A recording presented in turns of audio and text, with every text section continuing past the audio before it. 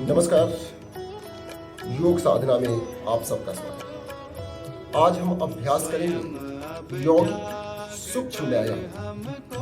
इस अभ्यास को वृद्ध, रोगी और स्वस्थ व्यक्ति, बच्चे सभी लोग कर सकते हैं। ये अभ्यास बहुत ही सूक्ष्मता से हमारे शरीर के विज्ञान को अध्ययन करके बनाया गया है। इसका मुख्य रूप से वर्णन आप देख सकते हैं धीरेन्द्र ब्रह्मचारी, जो सूक्ष्म व्यायाम के सूक्ष्म यौगिक व्यायाम के प्रवर्तक माने जाते हैं। सूक्ष्म यौगिक सूक्ष्म व्यायाम के प्रवर्तक माने जाते हैं। इस पुस्तक में आप अभ्यास कर सकते हैं। इस पुस्तक को दिखाने का तात्पर्य यह है कि आप इस पुस्तक के द्वारा इन सभी विद्याओं का अध्ययन भी कर सकते हैं। मैं यहाँ पर करने जा रहा हूँ। यदि आपको कोई इसमें भ्रांति, त्रुटि, शंका लगे तो इन सभी पुस्तकों में इसके बारे में अध्ययन कर सकते हैं, इसके बारे में जानकारी ले सकते हैं। तो चलिए शुरू करते हैं। 10 से 15 मिनट हम वो अभ्यास करेंगे जो हम नित्य प्रति करें तो शरीर के सभी अंग सुदृढ़ रहेंगे। तो सबसे पहले आप बैठ जाइए दंडासन, और दंडासन में बैठ जाइए, आंख बंद कीजिए, हाथ जोड़िए। कभी भी अभ्यास शुरू करने से पहले एक बार ओम का चैंटिंग अवश्य कीजिए। कोई प्रार्थना अवश्य कीजिए। एक बार ओम का चैंटिंग कर रहे हैं।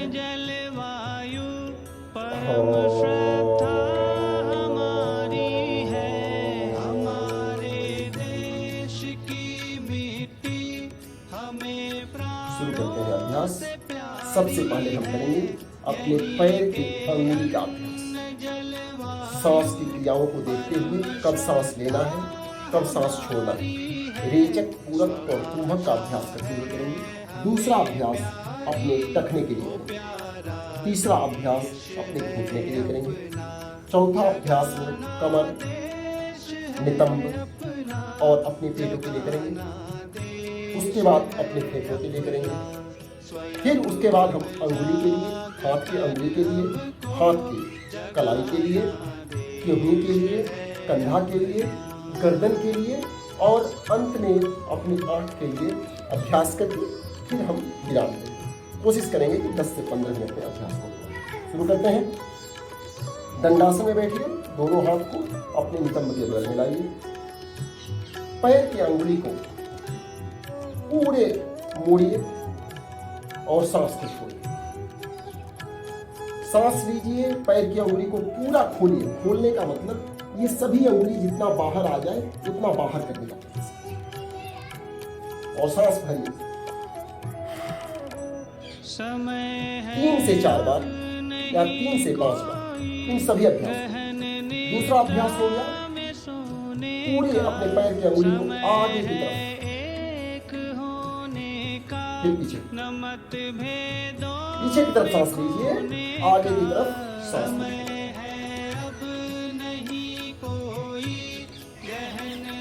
ये हमारे टखने और घुटने दोनों में लाभकारी है। जैसे बुजुर्ग व्यक्ति के घुटने में दर्द हो रहे हैं तो ये अभ्यास लाभकारी होगा।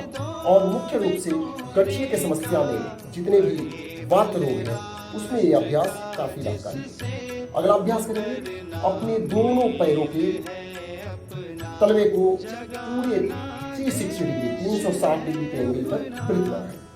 फिर दूसरी तरफ से करेंगे और इसमें भी ध्यान देना है, आगे की तरफ सांस छोड़ेंगे, पीछे की तरफ तलवा आएगा तो सांस लेंगे।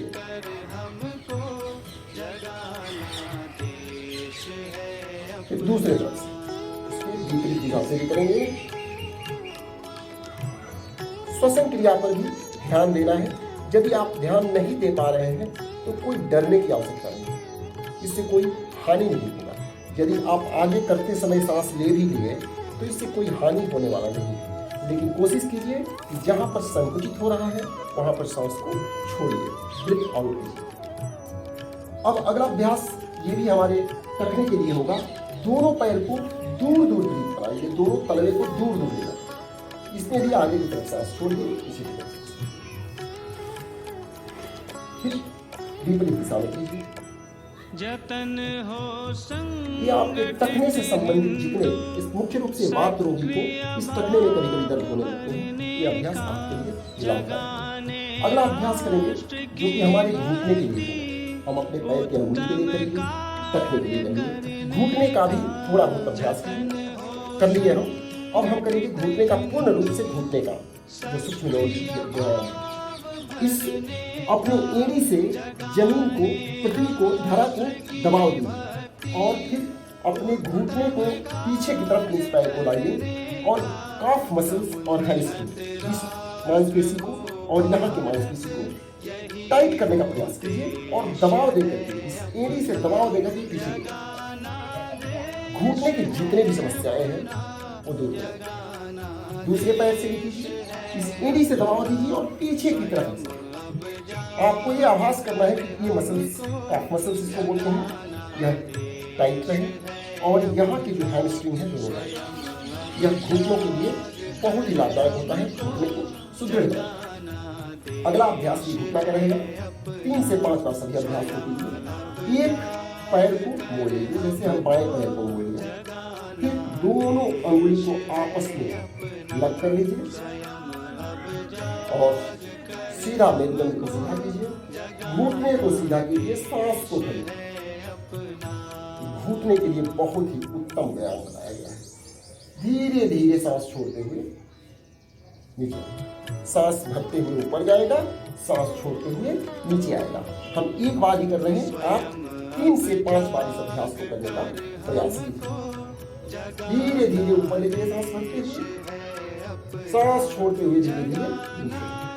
कभी कभी कंपन होता है, आपकी पैर में कंपन होने लगेगा, तो बहुत अच्छी बात है। कंपन हो रहा है, इसका मतलब कि पैर में थोड़ी सी कमजोरी है, वो धीरे धीरे दूर हो जाएगी। अगला अभ्यास हम करेंगे अपने नितंब और कमर के लिए। तो नितंब और कमर के लिए अभ्यास, इसमें हमारे फेफड़े का भी हो जाता है। नितंब, कमर और उदर, इन सभी का अभ्यास होता है। दोनों पैरों को जितना दूर हो सके उतना दूर फैलाइए और दोनों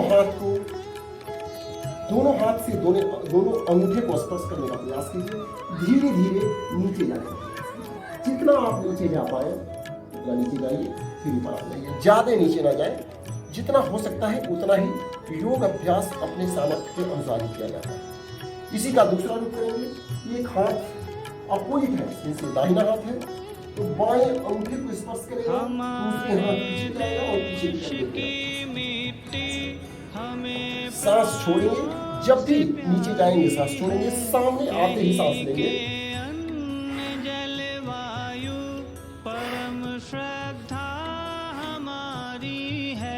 ये अभ्यास 10 से 15 बार धीरे धीरे आप कीजिए।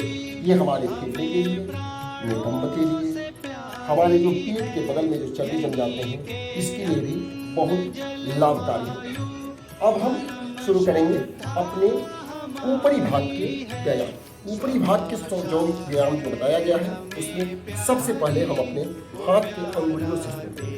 बहुत लोगों को अंगुलियों में दर्द होते हैं, मुख्य रूप से बुजुर्ग लोगों के अंगुली में हमेशा दर्द होते रहते हैं। आज तो जवान लोगों के भी आजकल होते हैं। तो उसमें क्या है, हाथ को सीधा कीजिए और टाइट, पहले अंगुली को चारों तरफ ऐसे, मीन्स अंगुली बिल्कुल बाहर की तरफ हो जाए, फिर अंगूठे को अंदर कीजिए और अंगुली को दबाइए, खूब कस के दबाइए। इसमें श्वसन क्रिया का बहुत ज्यादा प्रावधान नहीं बताया गया है, लेकिन फिर भी जब आप अंगुली को दबा रहे हैं तो सांस को छोड़िए।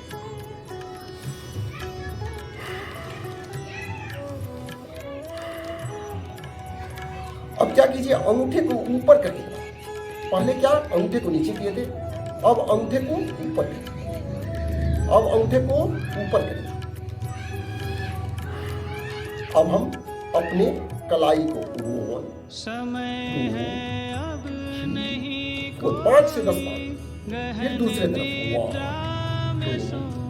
3 4 5, पीछे आगे, पीछे आगे।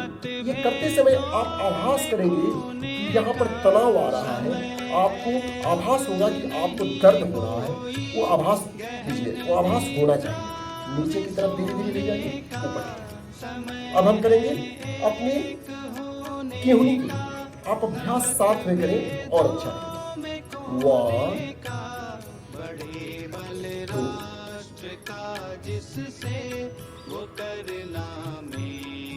इस अभ्यास के बाद अब हम अपने कंधे का अभ्यास करें। हाथ अपने कंधे के ऊपर आ जाएगा।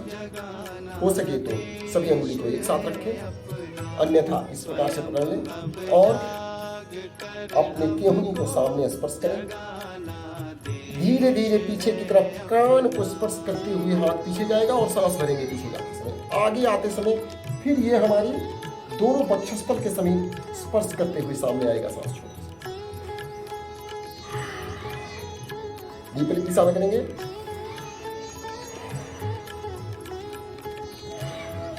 ये हमारा अपने कंधा का यौगिक सूक्ष्म व्यायाम है।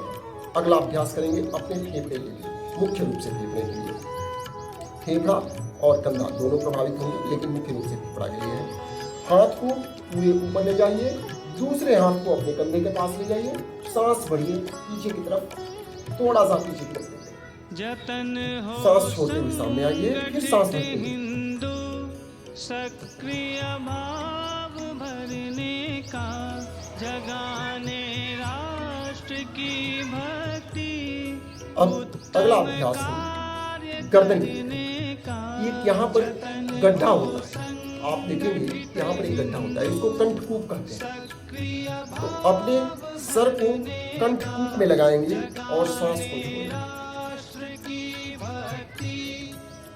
और सर ऊपर करते समय सांस भरेंगे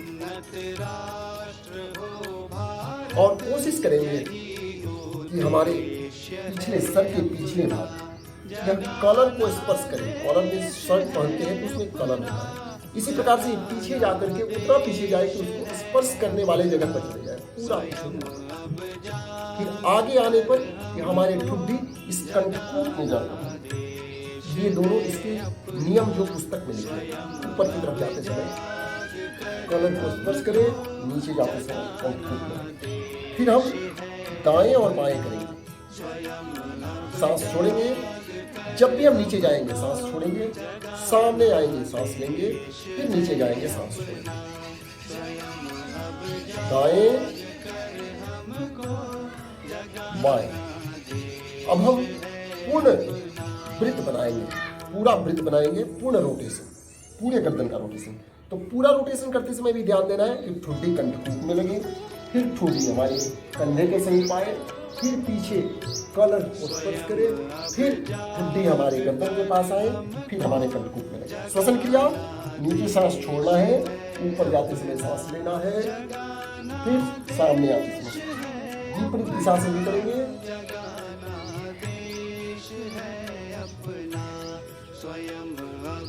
अब हम अपने आंख के, अपने चक्षु के, आई साइट लोगों के कमजोर होते जा रहे हैं। पूरे आंख को खोलेंगे, फिर आंख बंद, पूरा खोलेंगे, बंद। आंख से बाएं की तरफ देखेंगे, गर्दन सीधा रहेगा, नजर बाएं, फिर दाएं, गर्दन सीधा, दाएं बाएं। फिर अपनी आंख से अपने नासिका के अग्रभाग पर देखें, फिर अपने नासिका अपने आंख से दोनों भौहें के बीच में आज्ञा चक्र के पास ऊपर की तरफ आज्ञा चक्र के पास 3 से 5 बार इसका भी अभ्यास आप करें। उसके बाद पूरे आंख को रोटेट कीजिए, वृत्त बनाइए अंदर में, पूरे चारों तरफ 2 वृत्त।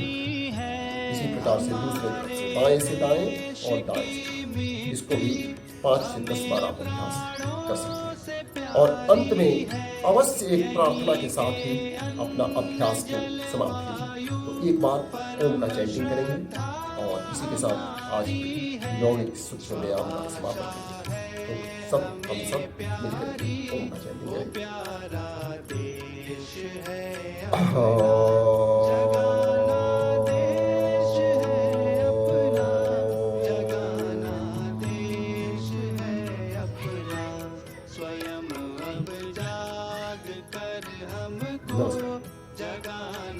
आप सब इस अभ्यास को अवश्य करें और अपने अनुभव को कमेंट बॉक्स में अवश्य बताएं ताकि हमारा अनुसंधान और आगे बढ़े।